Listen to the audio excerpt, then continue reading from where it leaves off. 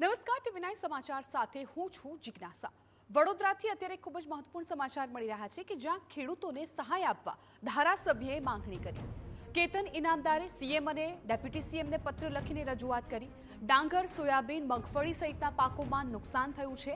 ખેડૂતોને સહાય આપવા ધારાસભ્યએ માંગણી કરી। વળતર મળશે તો ખેડૂતો પગભર થશે તેવું કેતન ઇનામદારનું કહેવું છે। ખૂબ મોટા પાયે જે ખેડૂતોને નુકસાન થયું છે અને એમાં ખાસ કરીને જે ડાંગરનો પાક જે પાક તૈયાર થઈ ગયો હોય અને પૂરેપૂરો પાક અત્યારે જ્યારે ખેડૂતોના ઘરમાં લાવવાની તૈયારીમાં હોય ત્યારે એને ખૂબ નુકસાન વેઠવું પડ્યું છે। આજે હું એવું કહું કે ડાંગરના પાકમાં 100% નુકસાન તેમજ તમાકુ, દિવેલા, કપાસ, સોયાબીન અને અન્ય પાકોની અંદર પણ ખૂબ મોટી નુકસાની છે। ત્યારે માન્ય મુખ્યમંત્રીશ્રીને અમે પત્ર દ્વારા રજૂઆત કરી છે કે આવનારા દિવસોની અંદર ખેડૂતોને પગભર થાય અને આ જે નુકસાન જે થયું છે એમાં સરકાર સહાયરૂપ બને